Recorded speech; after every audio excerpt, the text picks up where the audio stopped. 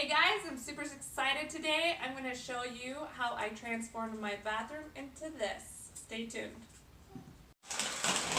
So right now I'm standing in the main bathroom and it's pretty much exactly how, well, it is exactly how it was when we moved in just a few weeks ago, about a month ago. Let me show you what we're dealing with.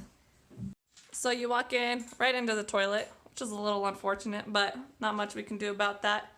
It's got a pretty new tub and shower surround going on in here. So keep it. All the other rooms need a lot more work than this one. So this one we're really not going to do too much to. We got a new shower curtain. Definitely needs some painting, touch up. Got a new curtain rod coming in. We're going to go ahead and take out the shelf. And then I'll probably do something with this wall over here where the light is. We got ourselves a vanity. So first things first.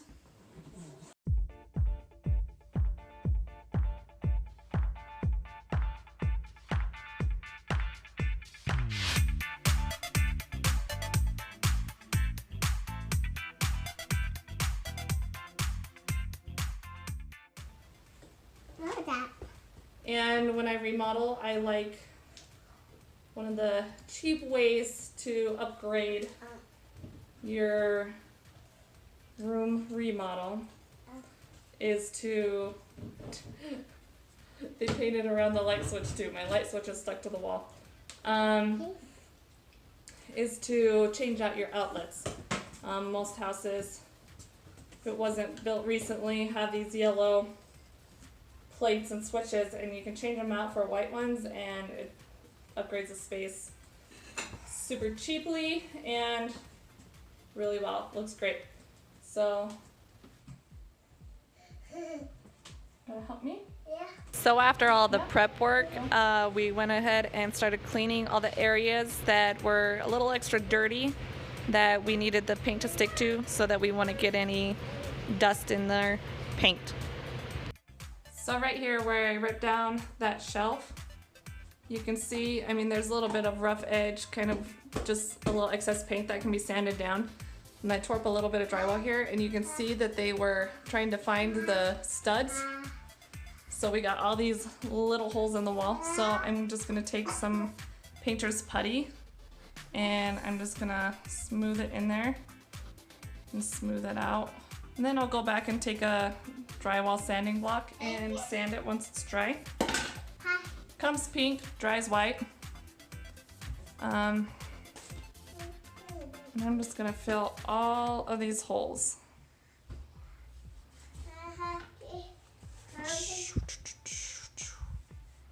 Just like so.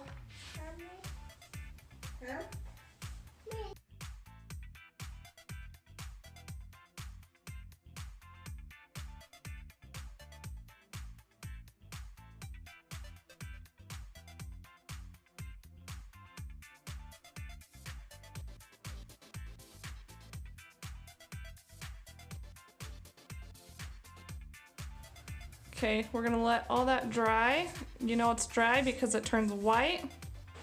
Okay, I'm gonna start painting. I'm gonna start by painting the trim and trimming and edging out all of the corners before I roll. I like to do trim first, and normally I'll do one coat of trim, then I'll roll one coat, second coat of trim, second coat, roll. My theory and my logic says no matter what, no matter how good it looks, you always paint at least 2 coats, because then you know you're gonna be good.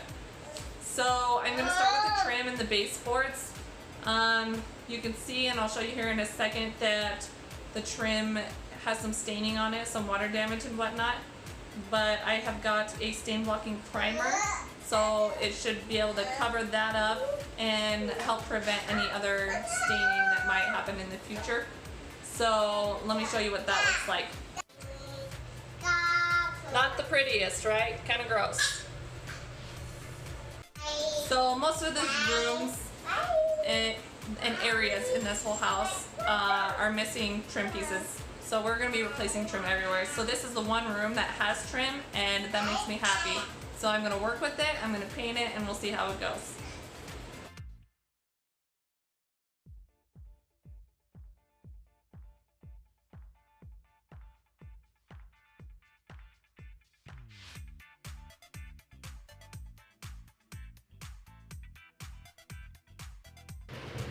So this begins the long process of trimming out and painting the walls. I always recommend when painting to get a high quality brush, an angled brush. It makes it a lot easier to trim those edges and cut them out without getting on the adjacent walls or ceiling. However, you'll notice a theme throughout my house. I will be painting a lot of my walls and ceilings the same color, and that color is Alabaster from Sherwin-Williams. I chose to go with a white creamy color because we are going to be renting our home as a bed and breakfast, and I want it to feel clean and bright and open. And you'll notice that I do the ceiling the same color. That's mostly so that we can come back and touch up all paint without having to worrying about doing multiple colors between the ceiling and the walls, and we'll save a lot of time that way.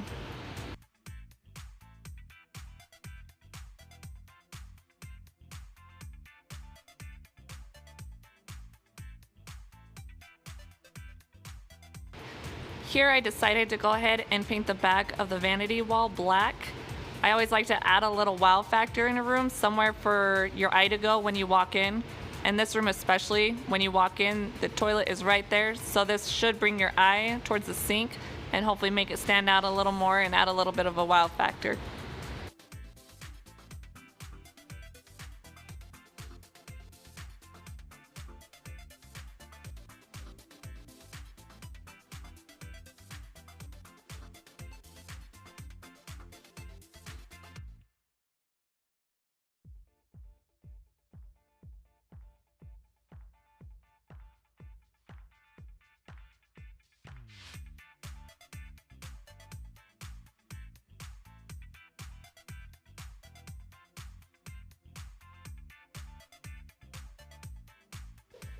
So here I'm gonna go ahead and start decorating the bathroom and put up the shower curtain.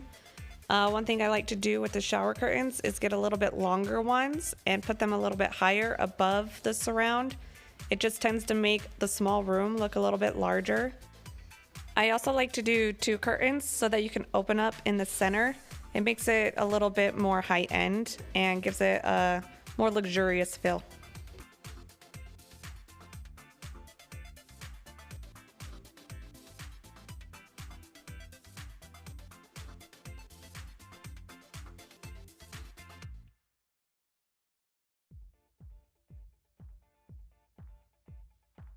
So here we're getting ready to hang our heavy white mirror above the vanity. It is a bit heavy, but I learned a trick from my dad about how to hang decor, mirrors, wall art, anything perfectly straight every time without having to use a level and having perfectly level screws. So if you want to check that out, go look for that video.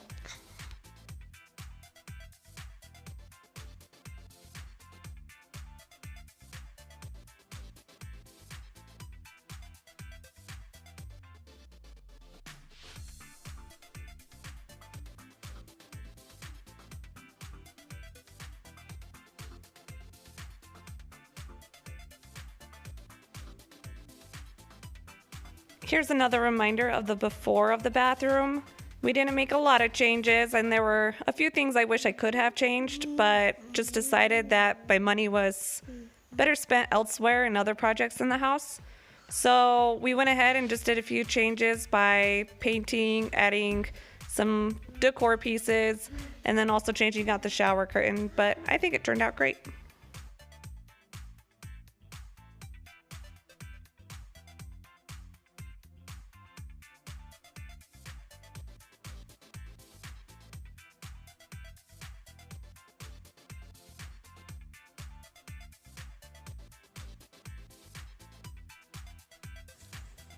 Hey guys, that about wraps it up for this transformation. Thank you for watching.